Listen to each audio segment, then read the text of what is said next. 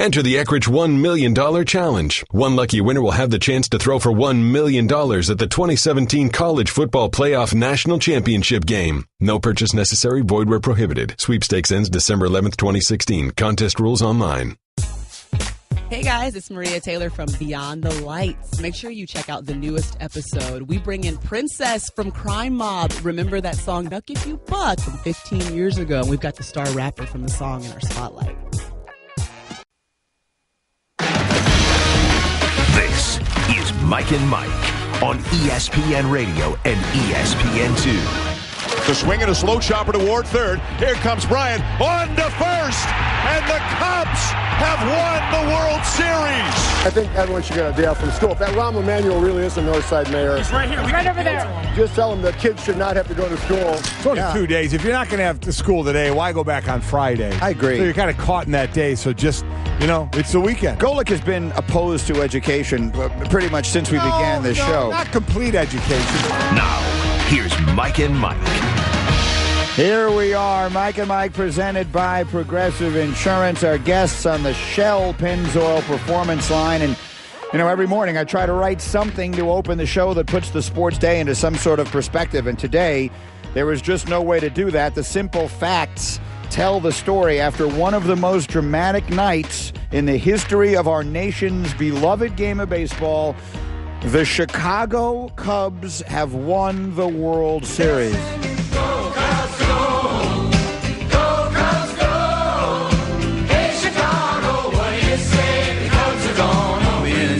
Starting to hear this song as much as I heard Roll Tide a few years ago, and not really. And you got to get used to it going forward. This is a team that is going to be really good for a long time, and that is really good for baseball, because what will happen is, because these guys are going to stay together a long time, and because they are very interesting personalities and appealing and telegenic and all the rest of that, a portion of the country is going to love them. And a portion of the country is eventually going to start rooting against them like crazy. Oh, absolutely. And that's the best thing that can happen in any sport. Yeah. You're going to get that in baseball. You can have a big national team. The Cubs, the Dodgers have tried it. They've spent all the money on the planet, and they haven't been able to do it. The Cubs have done it. The Cubs are going to be that team for a while. They're going to be the Yankees of 15 years ago for a while. Some will love them, some will hate them, but either way, they will make everyone care. Listen, and we know the Cubs have money, but there's something about being homegrown that when you go out and get that high-priced talent, you're like, oh, well, they have all that money. They can go buy whoever they want. Certainly, as you mentioned, the Yankees and the Dodgers as of late. But there's something, too. Yeah, they got the money. That's not the first thing you say. Well, yeah, what's a joke always been when there's a great player? Well, when will he have a Yankees uniform on? Right. Or, as we said, as of late, when will he have a Dodgers uniform on? The Cubs could say that, too, because they have the money, but you don't because they're homegrown. And I think that's a huge difference. You'll get used to these guys. As we talk about a sport where you can keep them, you pay a lot, but you can keep them. It's not like football where there's a hard cap. So you can see these guys over and over. And we've talked about baseball being in a really good spot as far as a lot of young talent. You could pick a team and pick that great young talent on that team, but spread out. Here the Cubs have a collection of guys, I'll continue to say it, 6 starters in this game, 24 or under. So a collection of these great young players all on one team to grow together. So, yeah, I'm with you. I think they're going to be still rooted for a while because they're likable. There's no villain among them. They're likable guys. But they'll be that tipping point of, okay, a little too much good looking, a little too much good, had enough of that, let's scar them up a little bit. And eventually there's a little too much winning. People will get tired of them winning a lot because they're going to start winning a lot. Some of these tweets are great. Bernard tweets at us, overjoyed that my great aunt, who turned 104 2 weeks ago, finally got to see her boys win. Very cool. Thanks, Cubs. Just think about that. She is 104. She had never seen the Cubs win. Yeah. This is literally the best thing since sliced bread because there was no sliced bread the last time the Cubs won the World Series. Andy tweets, watch the game with my grandma who turned 91 yesterday and never misses a Cubs game. Hashtag go Cubs go. That's incredible. And the emotion, I think we can't play this enough. Let's play it again quickly and then we'll get Booney into the conversation. Both Mike and I we almost had to stop the show because neither of us had seen this. And it hit us both so hard that we both choked up at the same time on the air. Joe Madden, after it was over, being interviewed by Chris Singleton, taking the hat out of his pocket and putting it on and explaining why it was what it was. It tells the story all by itself. It's a special night for you. You showed us the hat that your dad used to wear. He's not with us. You've got your first World Series championship. Right there. There it is. Put it in my back pocket in the 10th inning. There you go. Right there. That's Dad's cap. Yep. Joe, congratulations. I don't even know. He barely got the yep out. Couldn't speak anymore. I mean, you're right. We both got caught off guard with that. But that's how great is that?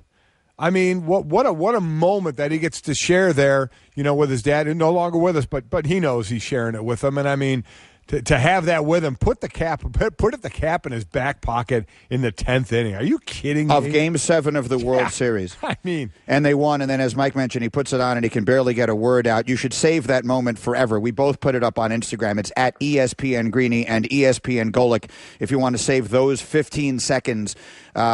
Because they, I think, do as good a job of illustrating what makes this stuff so great as anything you possibly could. And no one knows that baseball is a family game better than our friend Aaron Boone, who, for those of you know, with him and his brother and his father, has been in the game literally his entire life, and he called the game with Dan Schulman last night on ESPN Radio. And with that in mind, Booney, you have participated in some of the greatest games of all time. You had a home run that won Game 7 of one of the greatest league championship series of all time in extra innings. So you've been out there for all of that. Can you describe what it's like as a player when a game like that is going on? How aware are you of the magnitude of it while you are actually in the middle of playing it? I think you're aware of it. I think once the game starts, you're in the throes of things. So, you're in the ebb and flow of the game, and you're as much as you can living in the moment. Leading up to a game like that, that's starting at 8:00 at night. I think the hardest part is the entire day leading up and the anxiety that goes with it. I find the game, and I think for a lot of those guys, to be a bit of a sanctuary of, okay, once you get going, it's a much better place to be when you're in the game and playing, but you're certainly aware of the magnitude and just the sheer noise of the place last night at Progressive Field. So then I think it's true in any sport. Once you, as you just mentioned, once you get first pitch, once you get tip-off, once you get kickoff, once you drop the puck, then it's the game, and then you're in your element and doing your thing. And there are things that happen. So obviously in baseball we know there are rain delays, but now it's Game 7 of the World Series. You're into the flow of the game, and you do get a rain delay. Talk about that from the player's perspective on what that could do.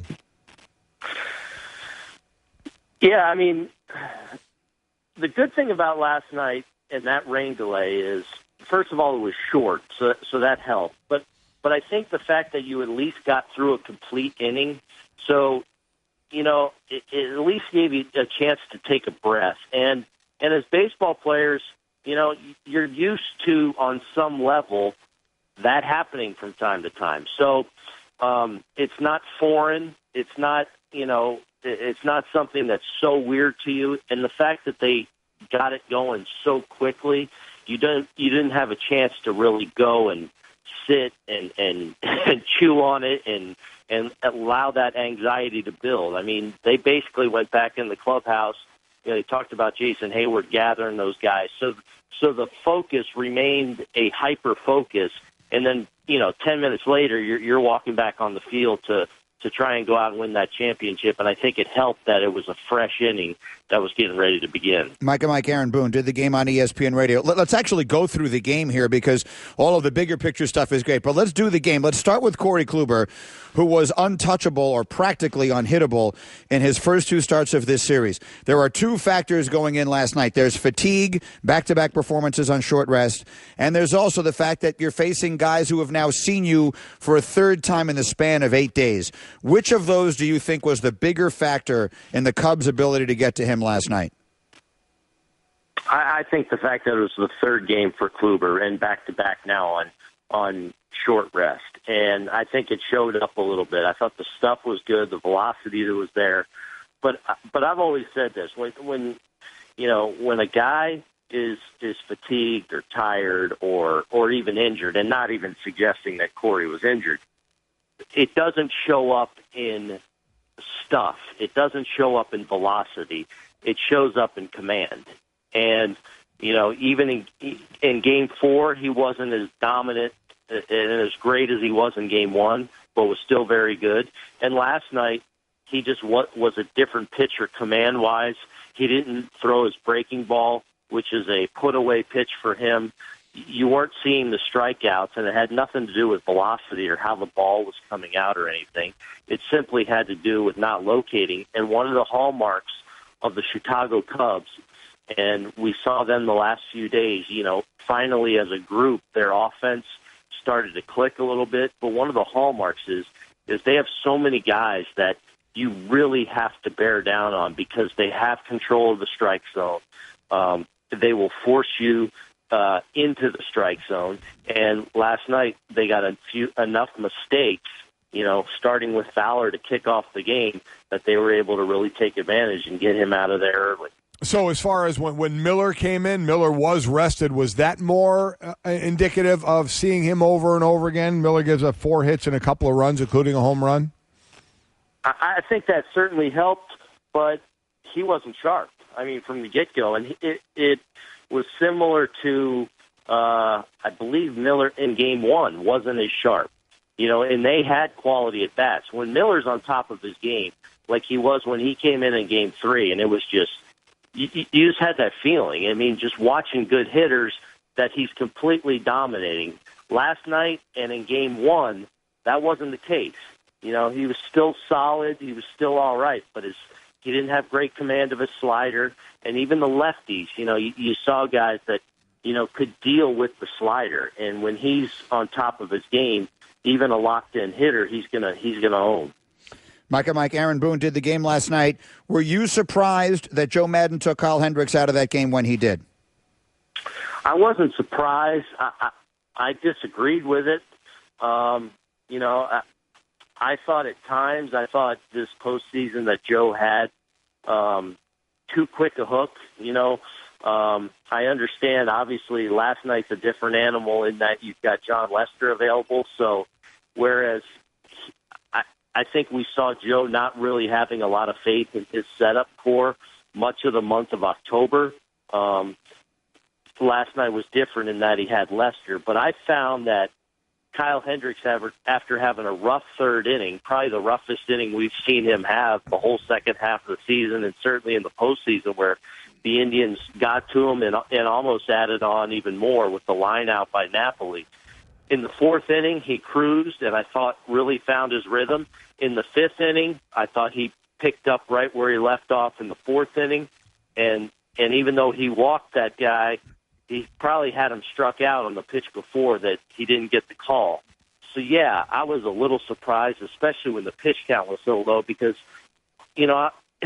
I've watched Kyle Hendricks all year, and he's hard to hit, and he induces a lot of weak contact, and I felt like he was finally finding that rhythm.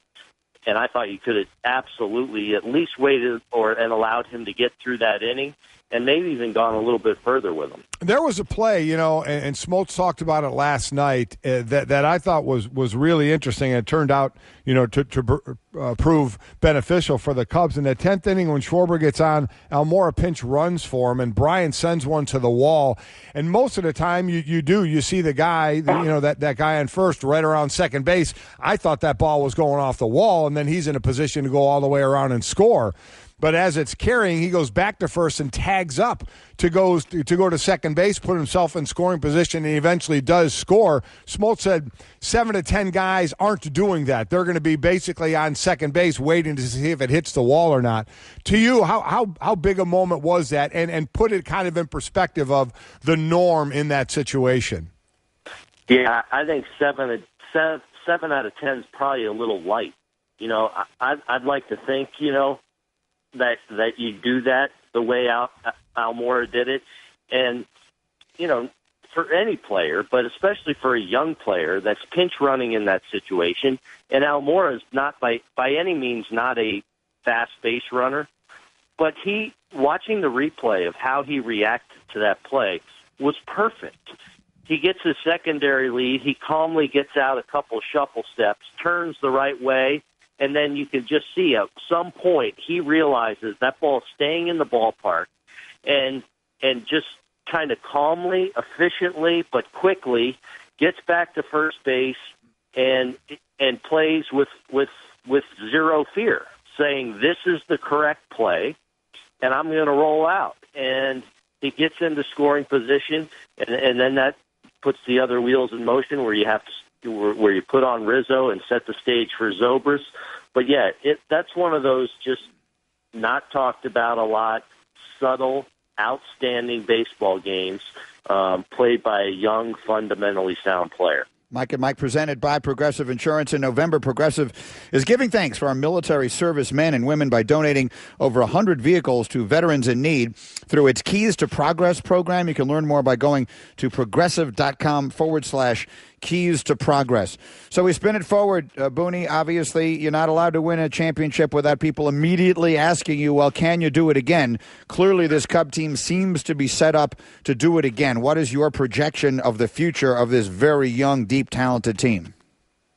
Yeah, it's scary. I mean, this is the best team I've seen in a long time, frankly. Not a real weakness offensively, pitching-wise.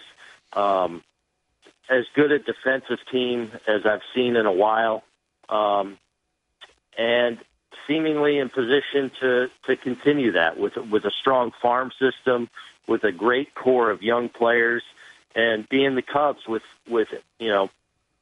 tremendous resources to keep that up and to continue to hang on to their players. And I don't think you can say enough about bringing Theo Epstein in, who comes in with all this clout and comes in with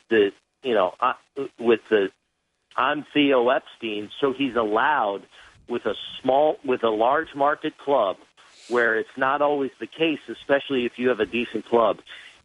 It gives the Cubs the clout and almost the permission to say, we're going to tear this down the right way and build it up. And you saw a great architect now bring a championship for the first time in 108 years. And absolutely, I think, set up for the decade to be a monster each and every season. So we've been talking about them being set up. How about the Indians? Where are they set? How are they set for the future? Well, I think they have a chance to be really good again next year. You've got Andrew Miller coming back. You've got, for as great a year as it just was for the Cleveland Indians, it's remarkable to think as a small market club that they did this, and a big reason they're in the postseason was their starting pitching, and their big three at the top especially matches up with anyone in Major League Baseball, and that wasn't available. Salazar was on the World Series roster, but in the pen. Salazar and Carrasco, to go with Kluber, you'd be hard-pressed to find three more dominant pitchers in Major League Baseball, and now you've got a bullpen that can supplement that. In theory, you should have Michael Brantley coming back next year, who has been an MVP candidate in his career. Remarkable what they were able to do. What Terry Francona was able to kind of get them to perform in the postseason. I think they're in good position on the short term to be very good, not only next year, but possibly the year after. Booney, it was a terrific run. You guys did terrific work, and we really appreciate all the help you've given us. So thank you so much. Get some rest, and we'll check in with you soon. Thanks, Aaron. Take care, guys. Thank you. That's Aaron Boone, Mike and Mike, presented by Progressive Insurance. He was on the Shell Pennzoil Performance Line. We'll go back to Cleveland in just a couple of minutes. Jessica Mendoza will join us. A-Rod will join us coming up in about 40 minutes off the top of the hour. He did a very good job. Yes, he did. I think analyzing these games on Fox. It's remarkable the perspective that people, the perception of him, the way you can change that just by being good on TV. He's very good. People hate that guy, yeah, and really all of a do. sudden, now look at all the love he's getting. He breaks it down extreme. He takes you inside the game. He tells you things you don't know because you're not a player. that things to look for, and he says things, you're like, oh, yeah, okay, now I can look for that, or didn't know that. Yeah, he does a really good job, and he owes me some Joe Stone craps. He does, which I was told should be arriving any time now. So that if there's anything that could cheer the big fella up. Mm-hmm. So here's the one thing that's interesting about Golic. We have been doing the show a long time. And I've always been a fan, and really nothing more than that. Yes, I'm a sports journalist, but at the end of the day, I'm a fan. And you've always been a player. You've always approached it that way. But with the recent success of the Cleveland teams, beginning really with LeBron's return to Cleveland, and the run they made to the finals 2 years ago, and you fell in love with Della Vadova. You got the Delhi jersey, spelled it D-E-L-I, which I loved. And that, but that one you knew they were going to lose. With all the players, when Kyrie went down, you knew they were going to lose. Yeah. They come back, they win. Now you've experienced your first real taste of heartbreak as a fan. Yeah. How does it feel? Don't like it. I don't like it. There's nothing about it to like. No. There isn't. Because I kind of switch over between a fan and a former player, and the former player in me says it's going to be a long time to get over that. But as a fan, you're going to be hurt, you're going to be bummed, but then you're going to go on and you're going to say, okay, just like Booney said, this could be a good team again next year. You know, the Cavaliers, you have that to look forward to, that, come May, June, there's the Cavs going to be in it again, maybe against, everybody's saying against Golden State again. So that's sitting there for you. You had the championship, you got close, but it's not like it's over now. It's not like, oh, well, that's it. The Browns haven't won. We know nothing's going on there. You have the Cavs, who you believe are going to be there again, and then the Indians, they can still be really good again next year. So there's still that, okay, it didn't happen here, but we're going to keep rolling a little bit. As I've said, whether you win or you lose, at the end of the day, Golic, you will learn this lesson as a fan. There is nothing in the world better than investing everything into something that means absolutely nothing. Yeah. Because at the end of the day, tell my bookie that. Look at all. Oh, I'm sorry. I didn't mean to say look at all those people dancing in the streets in Chicago, right? No one just gave them a raise at work. No one just, none of them just got engaged to get married, although many of them may. And 9 months from now, we may see a whole lot of new little Cubs fans running around. Yeah, that is a great from the fan side, and I'll say again from the player side. You know what's great about it, and then you also hear the other side of it, even in the winning locker room, when there's all kind of cheering and hugging, and same thing in the Indians locker room. You also know the reality of that sport is you won't see over a handful of those guys again. You won't play with them again. And you've invested all that time with each other, in here in a celebration of a win, and here in the anguish of a loss, as you're hugging and crying of sadness or of joy, that it's the last time that collective group of players who achieve so much will be together. Yep. But at least they'll always have this, particularly on the winning side, and even on some level on the losing side. All right, Jessica Mendoza live from Cleveland next. A-Rod still to come and more, but right now a word from LifeLock. Mike, do you think identity theft is only when someone adds charges to your credit card? Actually, it's anytime someone pretends to be you to open new accounts in your name or any number of other bad things. You need LifeLock to help. Yep, they use proprietary technology to alert you to a huge range of identity threats, and if you have a problem, they have a U.S.-based specialist who's going to work to fix it. Now, nobody can prevent all identity theft or monitor all transactions at all businesses. Memberships do start at $9.99 a month plus applicable taxes. Go to LifeLock.com, use the code Mike to get 10% off. We are back after this. I'm Mike and Mike.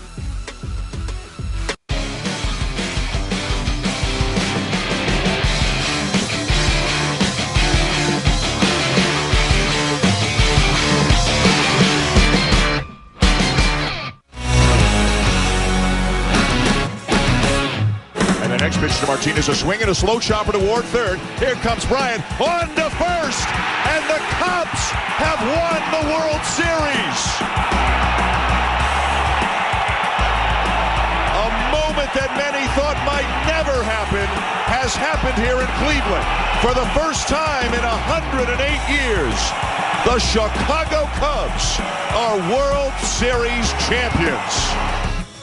Somewhat remarkable words that you never thought you'd ever hear spoken. 8-7 the final in one of the great games in baseball history. We'll talk about it with Jess Mendoza in just a second.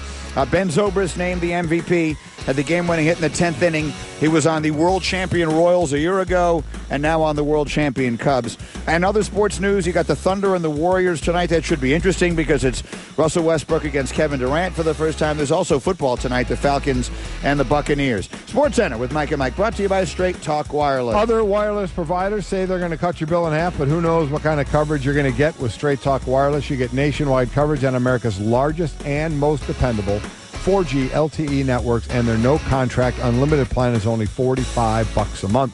They're singing, go, Cubs, go. Go, Cubs, go. Hey, Chicago, what do you say? The Cubs are gonna win.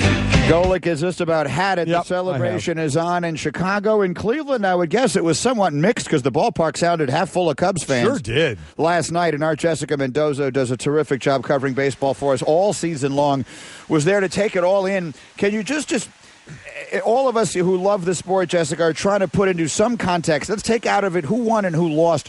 Just the magnitude of the game itself last night, to have a winner-take-all game in a World Series be as extraordinarily dramatic as that was. Where does that rank among the best games you think you've ever seen in your life?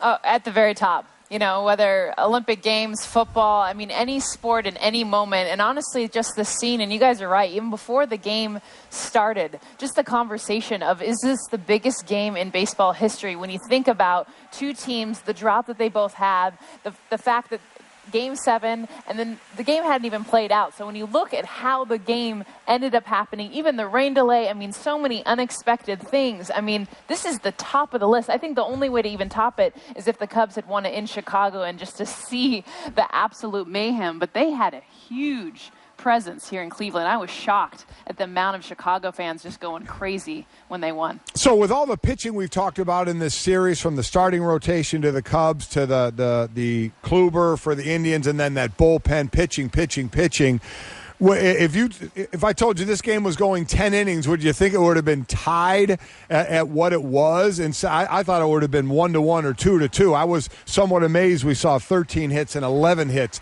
on both sides last night. Absolutely, and I think all the conversation, too, about the bullpen. I mean, we had talked about Kluber, we talked about Hendricks, but really the story was Andrew Miller and Aroldis Chapman coming in, and Miller as rested as he was, Chapman knowing that Madden, should he have brought him in, and how that would play out. But the fact that both those guys got legitimately hit in ways that they have not been hit throughout the entire season was probably the biggest shocker. And who would have thought it'd be Carl Edwards Jr. and Mike Montgomery closing out the game for the Cubs, and that Trevor Bauer would be the guy at the back end for the Indians. And so I think that's, you go into it saying, hey, there's going to be unexpected stuff happening. I would have never put money on the unexpected would be coming out of the bullpen for either team. It was your classic all deck on hands, as we call them, games here on Mike and Mike. Jessica, I was watching on the pregame, or about an hour or so before the game, I was watching you on the field with some others, and I don't want to put words in your mouth, but you said something to the effect of, shame on the Cubs if they're getting the third look at Corey Kluber in 8 days and they can't figure something out here. Is that what you believe happened last night? There's the fatigue factor and the familiarity factor. Which do you think played the larger role last night in the Cubs finally getting to Kluber?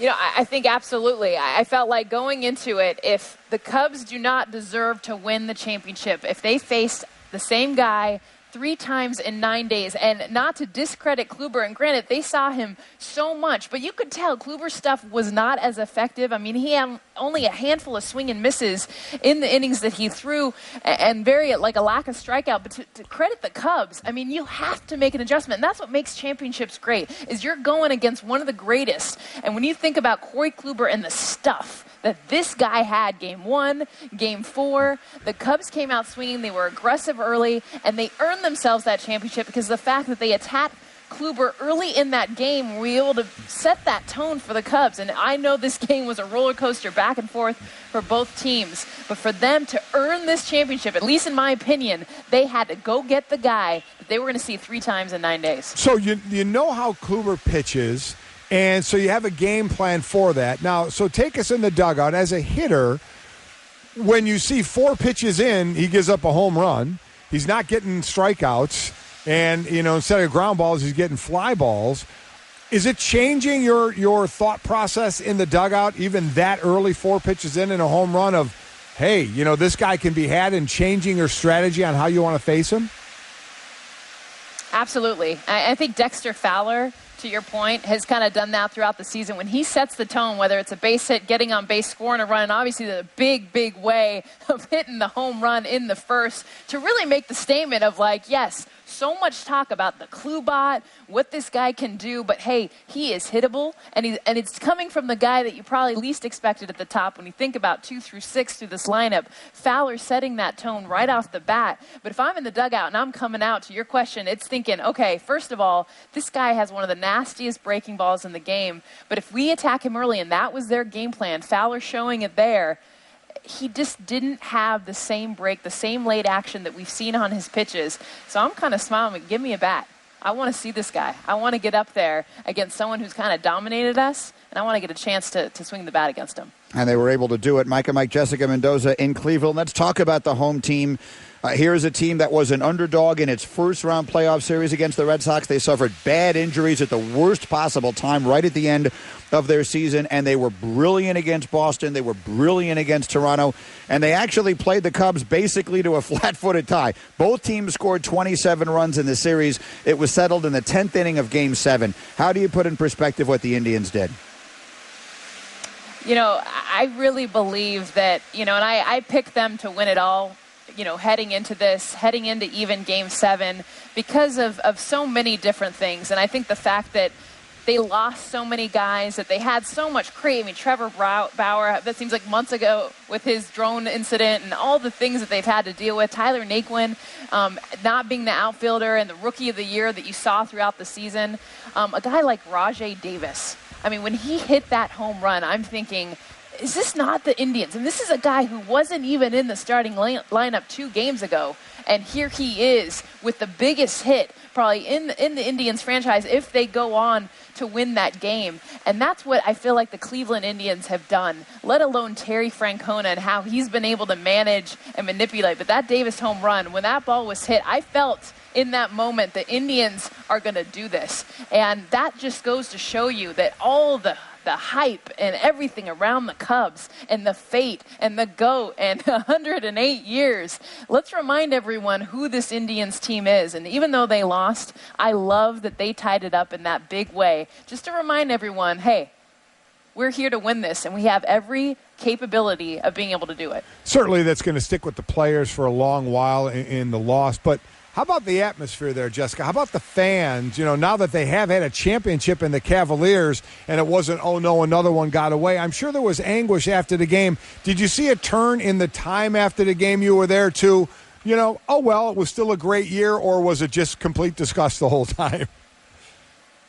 Well, Mike, what was interesting is so our compound was across the street. So we were kind of going back and forth in the stadium. We had to come back from the compound, kind of meet, go back in the stadium.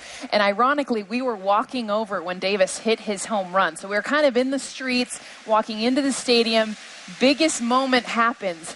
And people are literally stopping their cars, jumping around. It was like nothing I have ever seen. And I'm thinking, okay, if they win this whole thing, I was a little bit nervous. I'm kind of looking around at our security people this is crazy and the game's not even over. So yeah, I was worried when they lost and kind of saw the looks and just the shock value of the fact that such a high to such a low. And I really believe what kind of helped the post-game, maybe turmoil, whatever could have happened, was the fact that the rains just came in. About 10 minutes after that game ended, it started pouring, lightning, thunder, and people just evacuated.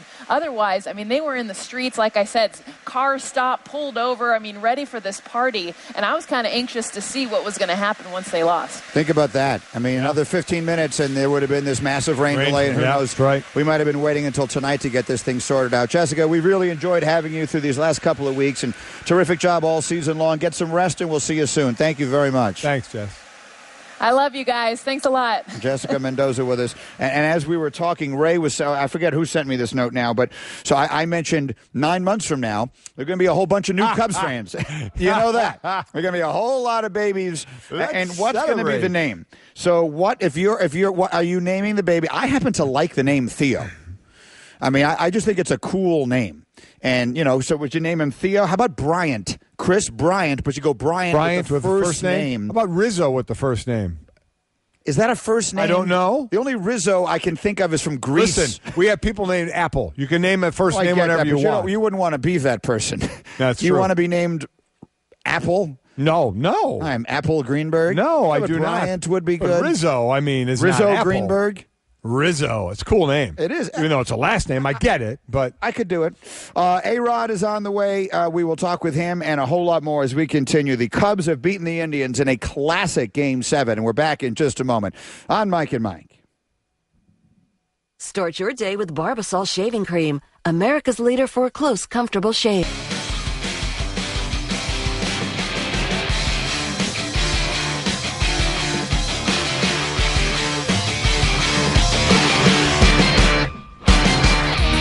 Sports Center with Mike and Mike, brought to you by AutoZone. We're giving you a chance to be on the road with us to the national championship game.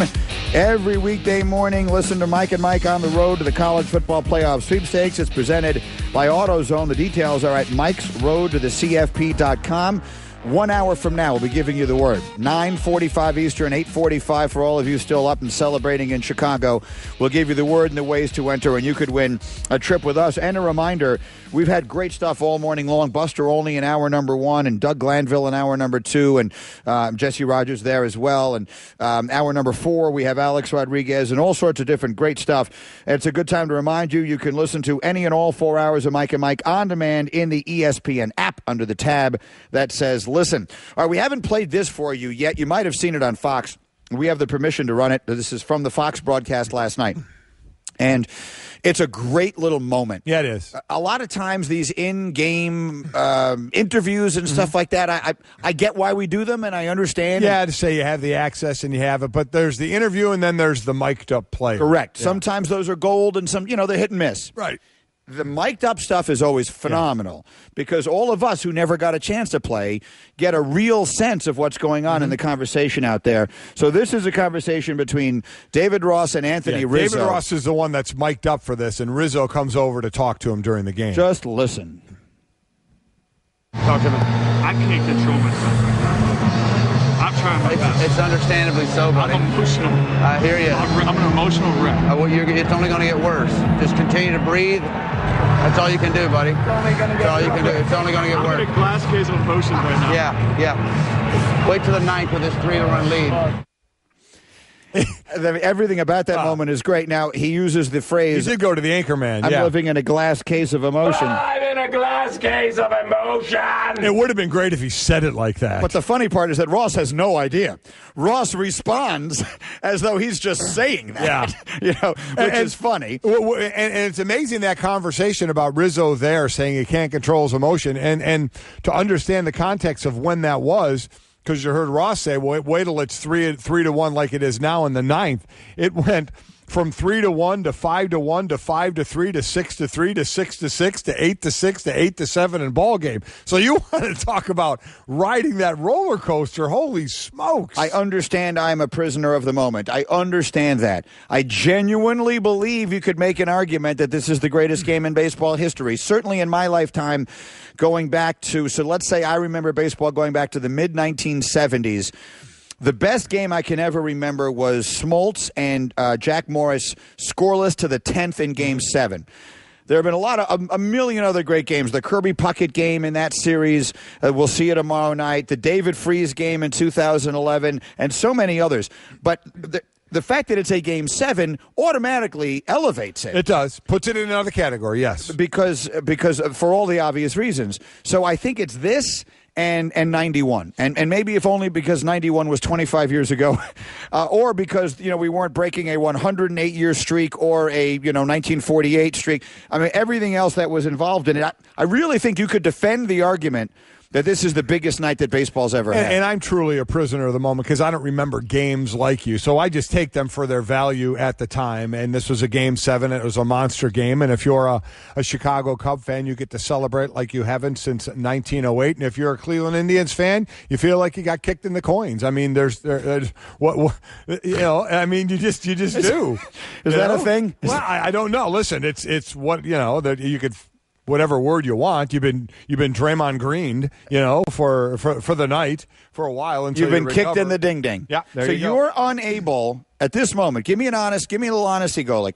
Are you unable to appreciate last night's game for the extraordinary event that it was? Oh, I absolutely can. Because of your disappointment for the outcome. No, I absolutely can. I actually think while I am obviously a fan of the Cleveland Indians, listen, the worst loss was because it was my kids, was a national championship game with both boys, for Notre Dame and losing to Alabama. But in that same moment of my being bummed that Notre Dame lost and my kids lost, I was still able to say what a team Alabama was and what a game that they played. So I have no problem giving due to the team that got it done. And as I said, all last night, the Indians were playing catch-up. They always thought they were the ones crawling out of the hole, so I always thought, I was holding my breath just about the entire game, wondering if the Indians could come back. Here's where this would eat at me if I'm a fan. The Notre Dame-Alabama game, when that was over, there was nothing you could say except nothing to discuss. The better team won. Right. That's indisputable, having watched the game. This one, if you played that game 10 times, each team would win at 5. And that's the beauty is you don't. So how do you play in that moment? What plays do you make? The errors earlier in the game, the pickoffs, the tagging up. I mean, all those. My point is, plays. even as it played out, yeah, you could play that game out as it played out 10 times, and each team would win at 5. So that would eat at me forever. Forever. If I'm a fan, I never get over that. I remember asking Jim Boeheim one time, because he lost a college basketball championship game on a legendary shot that Keith Smart hit for Indiana to beat him in '87 in a close game. And I asked him, did you ever get over that? And he said, I did when we won. When I won the championship. Now, none of the players were the same, obviously. It was 17 years later or something like that. They won with Carmelo. But so he said for him, when they finally won it. So I guess if the Indians come back and win it next year, like LeBron said last night, use this as motivation. The Cavs lost it one year. They came back and win it the next year. The Spurs famously did that against the Heat. You certainly would feel better about it. But let me tell you, still in a player's mind, they would get, if they say the Indians won the World Series next year, they'd be happy, they'd be partying, they'd go nuts. And then down the road, they'd say, man, but what if? Because we could have had 2. Now, it's kind of what they do. It's before my time. But Bill Mazeroski hit a walk-off home run in the World Series. It was the first walk-off home run in World Series Game 7 history, the first one ever that won a World Series, to win Game 7 10-9. That's going to be tough to beat. I'd say that would be tough to beat. A-Rod next. When you need something hearty to fuel up fast, grab a can of Campbell's Chunky Soup. Packed with big chunks of meat and vegetables, and now in 50 flavors like Chunky Chicken Noodle, New England Clam Chowder, and Sirloin Burger with country vegetables. So whether you're leading meetings at the office or your son's football team to sweet championship victory, fuel up with the meaty goodness of Campbell's Chunky Soup. Campbell's Chunky Soup, the hearty way to fuel your game. Find your flavor today at Chunky.com. Hey guys, it's Maria Taylor from Beyond the Lights. Make sure you check out the newest episode. We bring in Princess from Crime Mob. Remember that song, Duck If You Buck, from 15 years ago. And we've got the star rapper from the song in our spotlight. Oregon brings an offense averaging over 40 points per game into the Coliseum to face the red-hot USC Trojans.